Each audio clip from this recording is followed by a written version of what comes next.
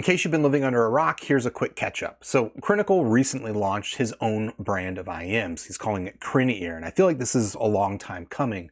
But for this launch, he's basically got three models. He's got the Project Reference, the Project Meta, and the Project Daybreak. They've all got project in the name of them because they're not available yet, although that is changing soon. And while I was in New York for CanJam last weekend, I actually got to sit down and listen to these IEMs as well as talk with CrinEar about them. Now, just as full disclosure, CrinEar actually sponsored my trip out to CanJam, so this video is not going to be a review. However, I will give you some listening impressions at the end of it. But the bulk of this video, I just kind of wanted to sit down with CrinEar, kind of interview the guy, talk to him, and find out from him what is the difference between all these IEMs. Sorry, I interrupted you. You were just telling me about this guy, which is the Reference. The Reference. Is that the final name? Reference? Project Reference. There might be a change in the naming scheme, but at least in terms of the project name, it's of course called Reference. Okay. It's called Reference because it's quite literally what I feel should be like how we perceive flat or neutral going forward, like a pair of flat speakers in a well-treated room. And I know for a very long time when in the IEM world, flat usually means no bass. But why do we think that? Why do we think that flat should mean no bass? I feel like that doesn't make sense because flat just means enough bass, sufficient bass. Right. So I'm trying to change that. I hope to change that with Project Reference, where we're trying to show people that flat should mean a certain amount of tactile bass that still exists, because if you hear a true pair of studio monitors in a well-treated room, they don't sound like they have no bass. They sound like they have proper extension. They sound like the bass still comes through to the music, and that's the point of trying to make something like this, where it's like, hey, here's flat, but don't be alarmed when even though I say it's flat, that you still hear bass, because that's the point. You're still supposed to hear bass. It doesn't mean no bass. For that bass line of like speakers in a well-treated room, is this like a setup that you have at home, or is there a reference that you have? Like, yeah, I have my own reference. So I have the Neumann's KH120s with the KH750 subwoofer. I have the sub turned way up, but that's because I like that. And when I turn the sub way up, that's where you get Meta, that's where you get Daybreak. These are the levels of bass that I personally like in my speakers. But if in terms of reference, that's where I turn the bass all the way down. That's where I hear reference. So it's a very different kind of sound signature. Some people might think that it's supposed to sound like, again, no bass. But if you hear a flat pair of studio monitors with a good subwoofer, it should sound like there's still bass. There's no reason why it should sound like there's no bass. I feel like that's a misconception altogether. Right. Yeah. Where do you think that misconception comes from? I feel like it's because all the earlier reference kind of IEMs like that Etymotic? have no bass, like Etymotics, In-Ear Profile 8, you know? No, what's in-ear Profile 8? That's the German one, the one with the ergonomic shell. A lot of these reference kinds of IEMs that measure flat on a 711, and then when you put it in your ears, it sounds like there's no bass, but because they're associated with a neutral sound, and that's where kind of people also associate that kind of sound as flat. Right. So it kind of ruined a lot of IEM enthusiasts' perception of what flat is. But I think the moment you put them in, again, a regular room with good speakers, and then you make them hear what true flat sounds like, it doesn't sound the same. Right. It really doesn't sound the same. Here's a question I've always kind of wondered about, and this is getting into the speaker world, which I'm not very informed on, but like typical movie theater, like is that tuned to be flat, or is not that flat at all? Okay. But that's like, because those are very basic. those are super basic, and that's why there's that the moniker of like the theater sound, where it's obviously not flat. It's the subs are turned way up so they can hear all the rumbles and explosions. It's clearly not flat, but at the same time, people like them.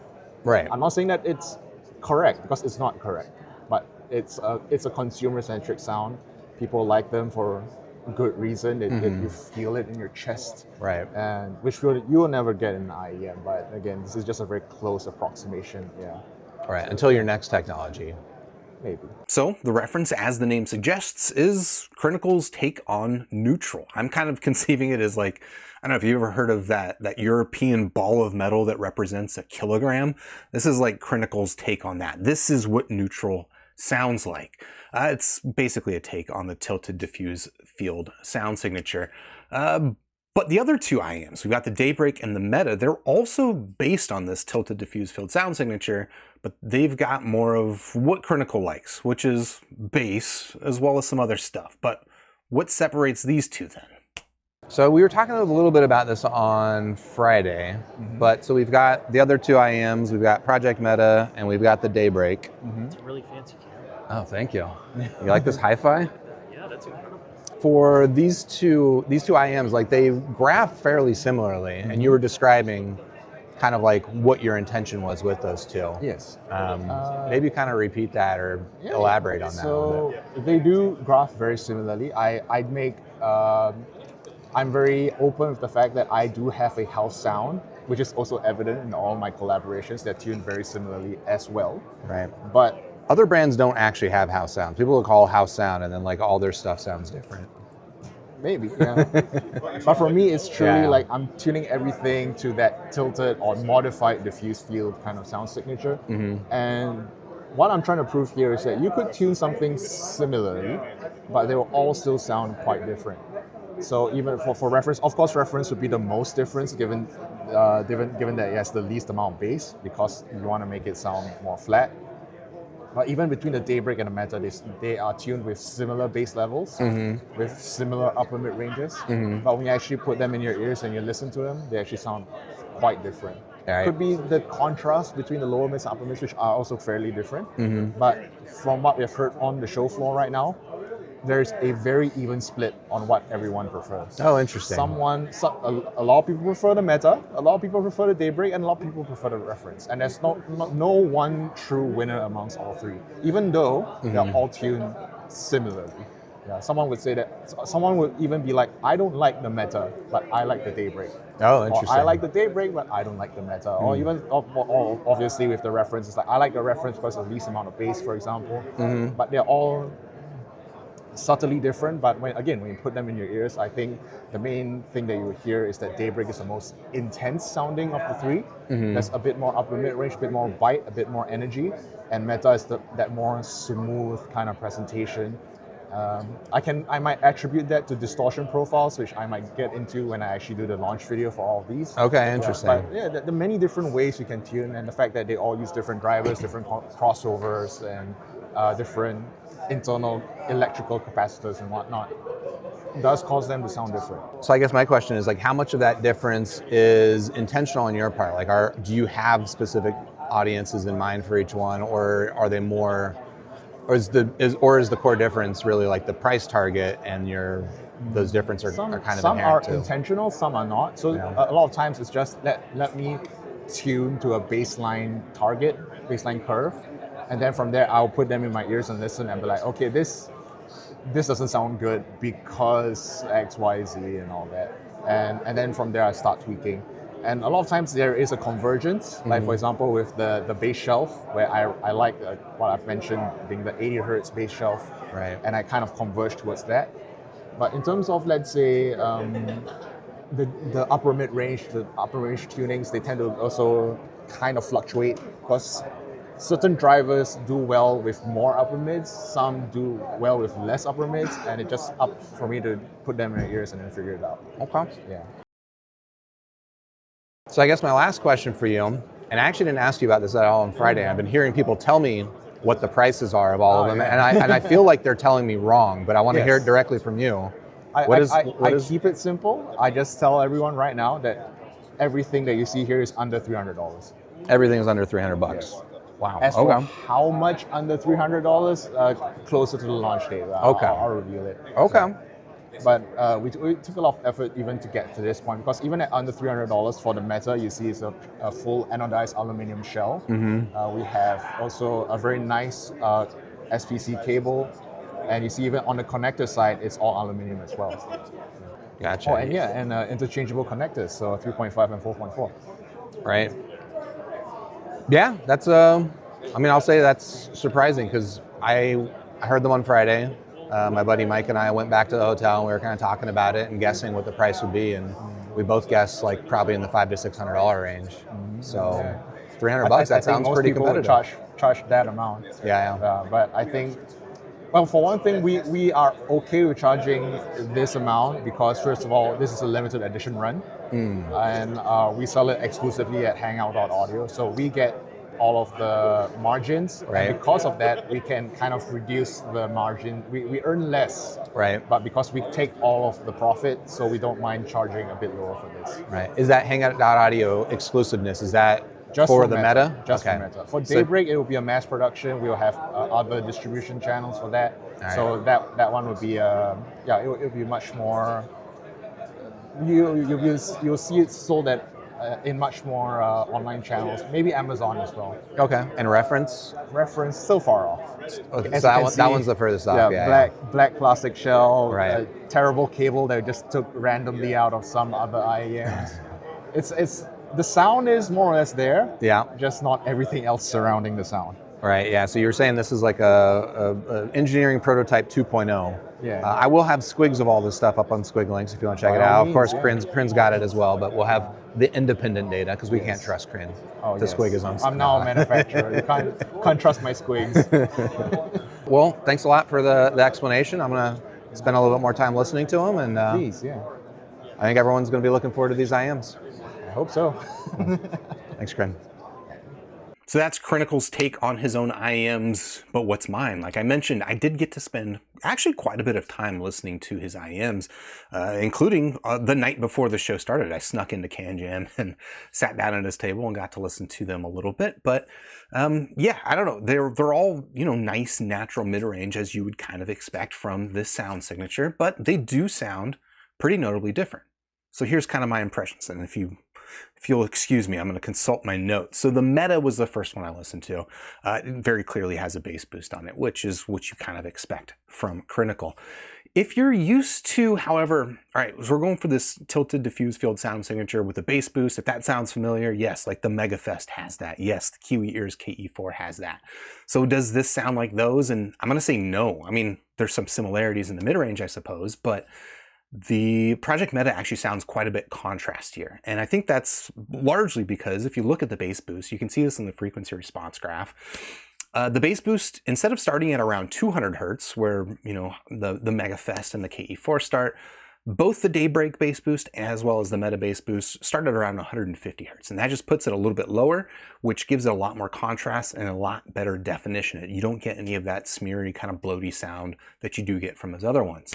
Overall, yeah, I would say that the Meta does come across as like this contrasty, almost V-shaped sound signature, a little bit on the exciting side, very engaging. And frankly, I think it's a sound that's probably going to appeal to the most people.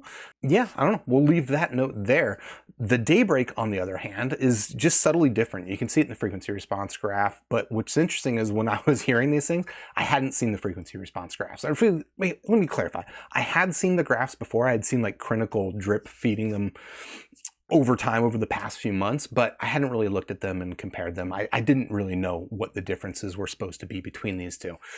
The Daybreak bass levels are pretty similar to the Meta. I couldn't say that I heard any obvious difference there. Where I will say I heard differences is I think that the treble on the Daybreak is a little bit more relaxed versus the Meta. I actually found that to be favorable for me. And then the mid-range is a little bit more pushed forward. So I found that vocals came across a little bit softer and more forward, a little bit more present, and that's kind of what I actually like. I actually ended up preferring the Daybreak. I know there was kind of like a mix there on the show. Some people preferred Meta, some people preferred Daybreak, but I feel like the Daybreak was probably the least preferred. I don't know. I wasn't interviewing the listeners there the way that Crin was, so maybe I'm wrong, but that would be my guess, is that the Daybreak is going to appeal more to somebody like me that's like a vocal focused mid-rangey type person. Whereas the Meta is going to be a little bit more engaging, a little bit more exciting, but because of that, a little bit more V. And then finally, the Project Reference. Yeah, it's the one that sounds the most neutral. It also does sound a little bit on the dry side, I would say. It does have quite a bit less bass versus the other two.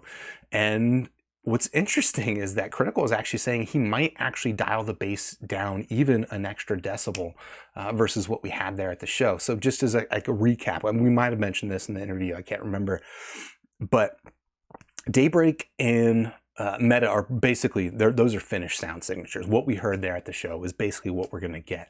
The reference, from what I understand, is still a few months away. He's calling that one like a prototype, so that one is subject to change. But yeah, overall, it sounded neutral. It sounded, maybe in terms of like the mid-range, ignoring the bass, just the mid-range and the treble, I would say it kind of landed somewhere in between the Daybreak and the Meta.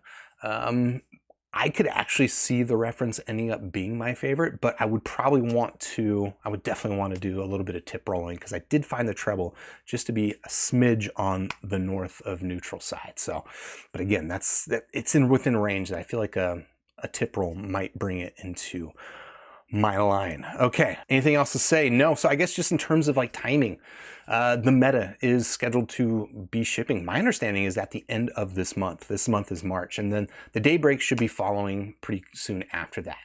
The Meta is also, from what I understand, going to be kind of a limited run. So if you want the Meta, you might need to jump on that one. And that one I also understand is going to be more expensive than the Daybreak. He wasn't clear on exactly what the prices are going to be. He said everything was going to be under 300 bucks.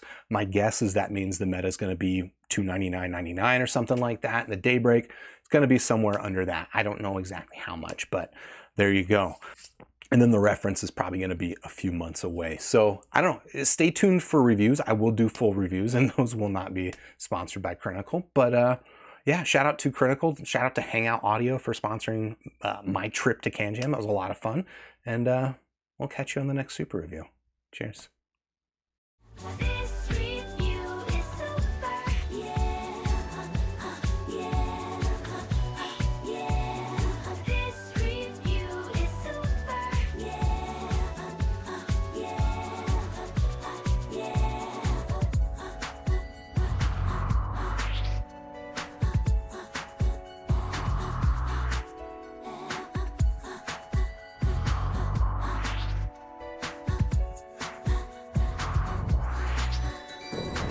Join with the force of reviews, we now have the tools to brave the misleading world of audio fools. Hey, this review is super, and so are you.